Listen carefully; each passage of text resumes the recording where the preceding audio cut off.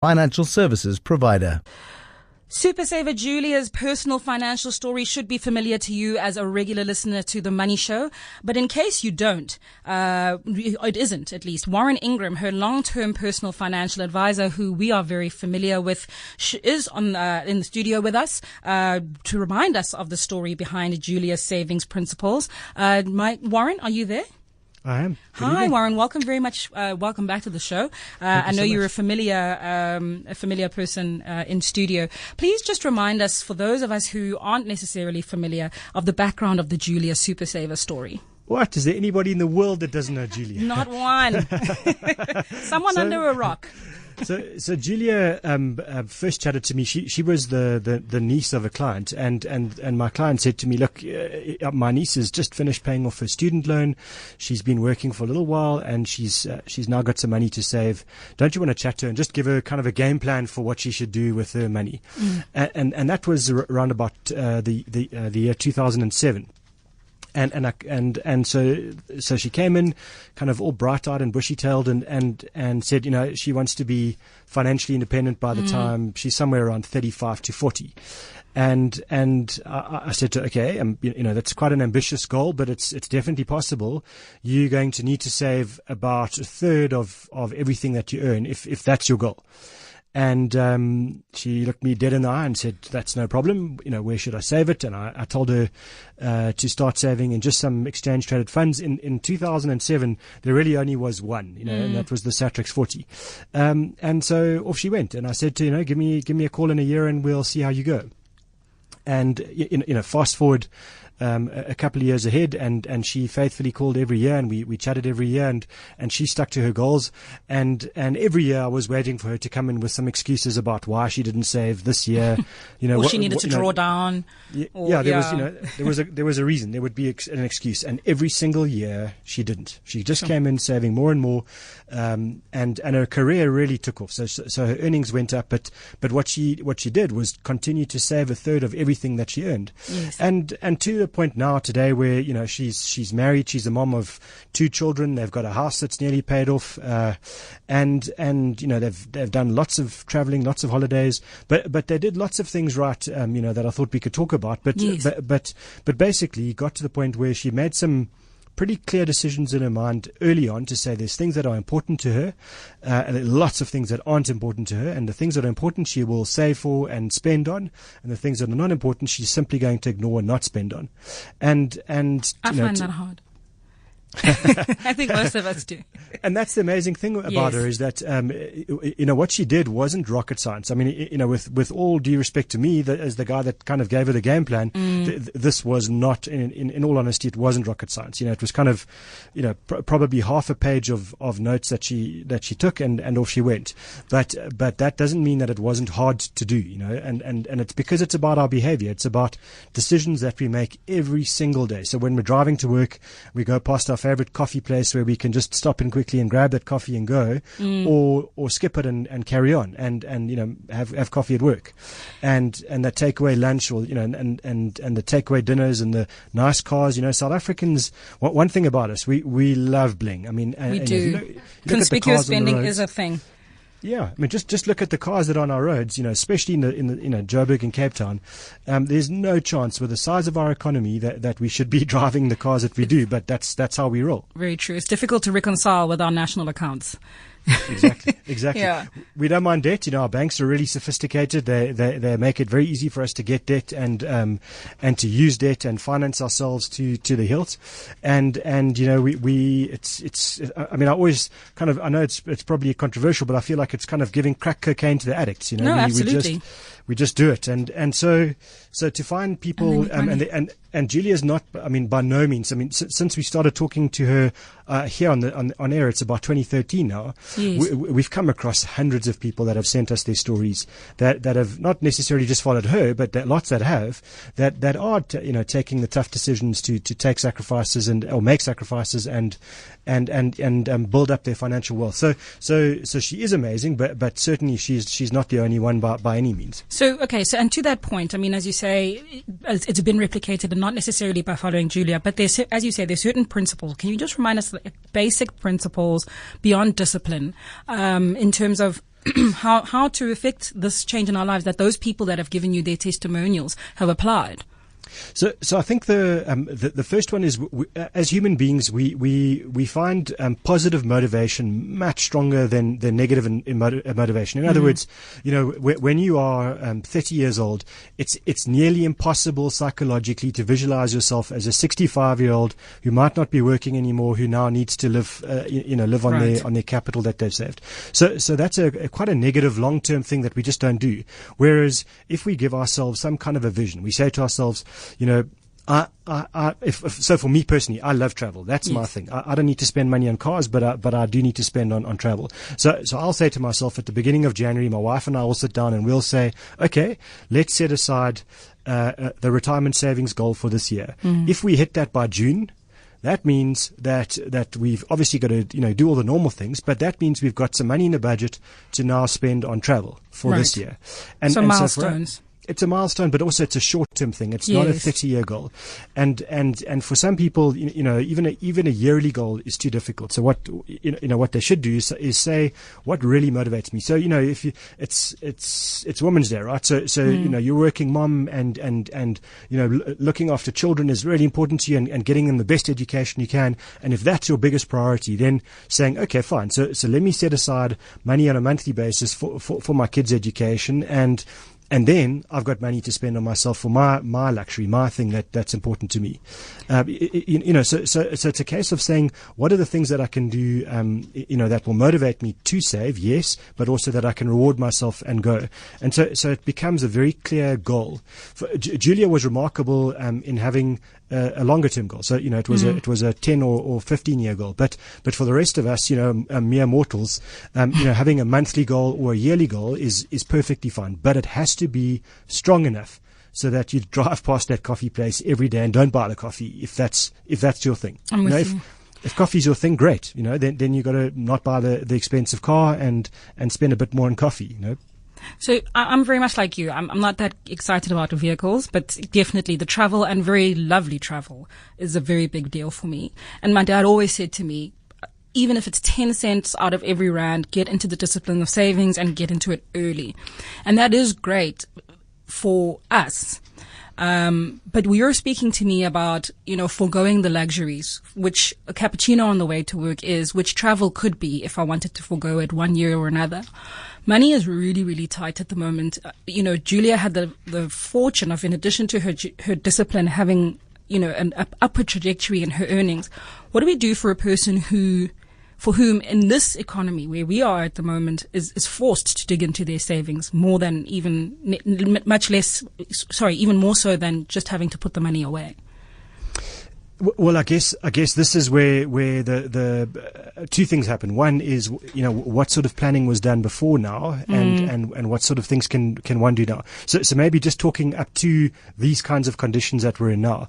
One of the things is if you are slightly financially disciplined leading up to a difficult time, that means that you've set aside some money for the rainy day, the emergency fund. And to me, just to talk about what an emergency fund is, and I'm not avoiding your question, I'll answer it. No. But I think an emergency fund for me would be, somewhere around 3 months worth of your expenses. So whatever you spend on a monthly basis, that needs to be set aside, in a money market account or, an accessible, fixed deposit, that kind of a thing, where when life happens and the unplanned does happen to you, you've got money that you can call on, that you don't need to immediately sacrifice savings, cashing in your holiday fund or your long-term retirement funds, etc., because you've got your emergency fund. So to me, that should be rule number one for most of us once we've got rid of our personal loans, overdrafts, credit cards, all of those things. But park that for now. So that's what people should be doing in a time like now where we're sitting in a position where, let's just say, you don't have an emergency fund and life has happened. Food's gone up, petrol's going through the roof all the time, and employers can't afford. So they tell us to increase salaries, much beyond inflation, then that means that actually for you, even if your salary is going up at inflation, your real cost of living is accelerating faster than your income. So you're getting poorer every month. And in a situation like that, and you're not really in the stage of luxuries, it becomes even more difficult to trade off decisions. So I'm not saying this is easy. I'm not saying that there's sort of a golden pill that we can swallow that will solve all our problems, but it becomes a case of saying, money troubles are things that you have to face head on, and very often it's a decision between a want and a need. Absolutely. And you hope that you've got the ability to make some of those decisions, and it's not just a decision between something I desperately need and something I desperately need even more. That's an incredibly difficult situation. And then if you are in that sort of situation, it's simply the hierarchy of needs. What is most critical to you? So putting some food in your stomach, getting a roof over your head, getting to work so you can earn a living, even if it's meager. I understand those, and so if you're in a situation like that, then there is nothing to do beyond making sure that you can actually just cover those basic needs. And if you can't, then I think one of the things about South Africa is we are good at sort of having a side hustle, and I got, after the show, the show last week, yes. I got a guy that mailed me and said, your show is all wonderful about saving, et cetera, but I'm an unemployed, mechanical, engineering graduate, and I can't do anything. And I just thought to myself, that's not true. Don't tell me you can't do anything. Maybe you can't get the job that you wanted in the field that you want, but surely if you've got time because you're not working, and you've got some motivation and the ability to at least just get somewhere where people can employ you, then offer yourself as a technician, for example, to an IT company. IT companies are always looking for techies with a bit of an ability to solve a problem. Sure. So that's for the unemployed engineer, for example. Obviously, not all of us are unemployed engineers. Yes. But my point is, if you've got a job and you can't make ends meet, then what are you doing on weekends to kind of do your side hustle? And if I look at America, every second year I go and listen to the Sage of Omaha, Warren Buffett. Yes. And every single Uber driver outside of the big cities is doing a side hustle. That Uber driver is not working full time. They're school teachers. They've got their own air conditioning businesses, whatever the deal is. It's an engineer actually. Yeah. There you go. So why, not saying why aren't you doing that in South Africa? Sometimes it's just not possible, but don't just give up hope and say, I'm stuck in a hopeless situation. Find a way to kind of do the side hustle and then get a bit of extra income. And hopefully, I know it's draining, we're human beings. We're not machines. We can't function without rest. Yeah. But if there's a really difficult time and you're into the trade-offs of, extreme need, then the side hustle, might be the thing that gets you through now. And then you can quit the side hustle later or do it, more reasonably, later on in life. But I think it's a case of really making those trade-offs between what you absolutely want and what you have to have, to get by. For sure. Fantastic advice. If you have any advice, any questions or need to seek any advice from Warren, please do make sure you call in.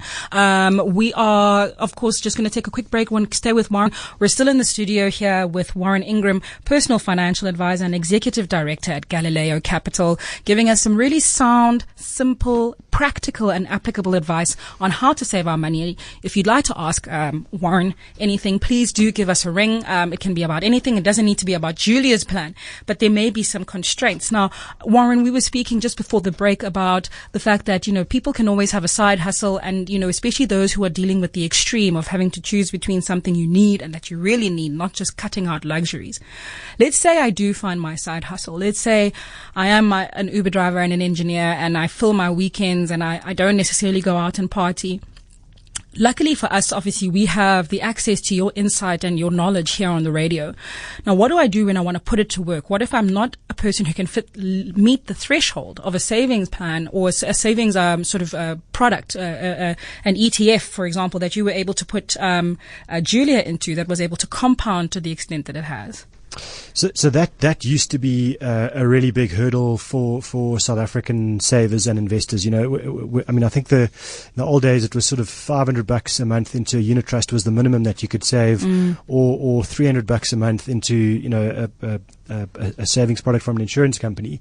But nowadays there are more and more, of these fintech businesses that have opened up the market to people who can save, amounts literally as little as 10 Rand at a time. Really? And so that's not really an excuse anymore that we can give ourselves not to save. So I would say, we often talk about one of those fintech businesses here is a business called Easy Equities, and it's web driven. So you don't need to go into a branch or something like that. Really easy to kind of open up. And my view is there are more and more of those kinds of businesses, opening up, and they're not ripping investors off anymore. I'm not saying not that anyone ever was, did, no. but that product providers are kind of coming to the party, and their fees are reducing, and transparency is getting better, etc. So when people say to me, I can't afford to save, if they've got $10, that they can save it and they can invest it and it can start growing, and so I just don't think that's a valid excuse anymore. And the thing about something like an exchange traded fund, an ETF, is you buy one, and there's one, for example, where you can buy literally the biggest stock markets in the world. So it's, if you're searching for it, it's the MSCI World Index, and it's all the stock markets in the world index in one thing, and you can buy it with $10. Please don't tell me that there are people out there that say, if I don't have 10,000 Rand, I can't save. Well, here you go, you can. And so that's a good one. And then there's one on the South African Stock Exchange where you can buy the 40 biggest shares on the market with one thing, and it doesn't require expertise. It certainly doesn't require someone to kind of pay me to come to tell them that. We're doing it on air every Thursday, and they can listen to all the podcasts and get all the information they need. But that's there. It's there. Just go and open the account. And I think a lot of the time, we find as human beings reasons not to do things. We don't have the motivation or the vision that's strong enough to say, you know what, I'm going to do this. I'm going to sacrifice something else that's just a want, and I'm going to start building up my capital and become financially independent. Okay. Fair point. Okay. Well, then I guess, because I was going to say there might be other areas of access, for example, the internet and such, but actually if I'm an Uber driver, I'm on a smartphone. So you're right. I have no excuses at all. I'm trying to represent the people.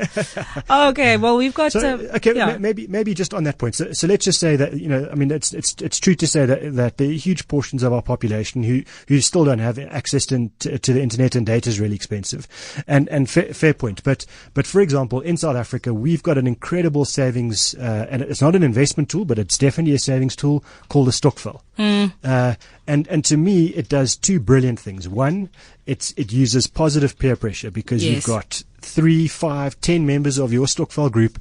You've made a commitment to each other. You meet regularly, and you hold each other to account to do what you promised you're going to do. And actually, all you're really doing with that, if it's not obviously for a specific purpose, if you start a savings stokvel with friends or family or work colleagues, you're doing it to build up capital, so that at a point in time, you might have enough capital then, whether it might not be a monthly amount, to then go in and say, right, I've now got enough money to commit to a long-term investment. And I love those. There's a reason why people who run, for example, in running groups, run more consistently, much further, correct, and better, and it's because of that positive peer pressure. So you've got something where you've got the power of positive peer pressure, but you've also got the ability as a collective to bulk your money together, and then maybe you get some buying power to start making more investments. And that's South Africa. That's the way we roll here. We find solutions to these problems. So Warren, I'm going to cut you off there because we've got limited time, and we've got a couple of questions coming through for you.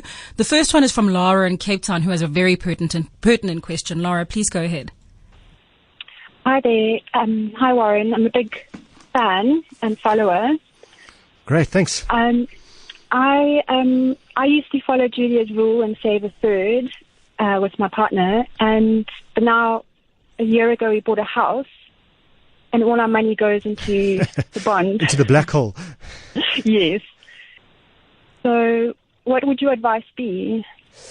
So I hate debt, and so to me, I'm not necessarily saying that you should sell the investments that you built up, before you bought the house, but I would definitely be paying off more than what's required into the house, and as fast as possible get it paid down. And the nice thing about overpaying money into a bond is that also becomes the beginning of your emergency fund. The extra money that you've got there is your emergency fund. So kill the debt. Don't make the banks rich, make yourself rich. Okay. Great. Thanks very much for that question, Laura. We have one more question from Michelle in Four Ways. This is a controversial one. Michelle, go ahead. Oh, I thought fitting for Women's Day. So glad. Yeah. So, Warren, I've been married for 8 years and together with my husband for 11. And I recently came to light that his RA is 5 times more than mine. I don't work. I'm a stay-at-home mom. I look after the kids. He does work very hard, but how do you approach something like that? So, I don't know. I don't think that's fair. No, I agree. And the thing about divorce is that, if I look at, I mostly meet the divorced women. I don't, for some reason, seem to meet the divorced men. But it seems to me in South Africa, divorced women get the raw end of the deal. So I do think that that's something that, that married women should be really conscious of, especially where they've had to sacrifice their careers. And so very simply, what you should be doing is, it doesn't make sense to have an RA if you're not working and earning a taxable income, because you don't get the tax benefits. But, start compromising by saying, okay, I'd like you to commit a bit less to your RA, and let's put more money for me into my tax-free savings account, for example, where and build up fill up your capacity for a tax-free savings, then maybe do a unit trust, so that you get kind of a mix between the two of you and an equal balance between the both of you. 100% agree. It shouldn't be that the bulk of the money in the investment sit in your husband's name. It's not right. Certainly not 5 times. Warren, as always, we so enjoy your insights, and thank you very much for giving us some advice, financial and maybe even a little bit psychological. That's Warren Ingram, personal financial advisor and executive director at Galileo Capital. Always grateful to have you in here for our personal finance feature.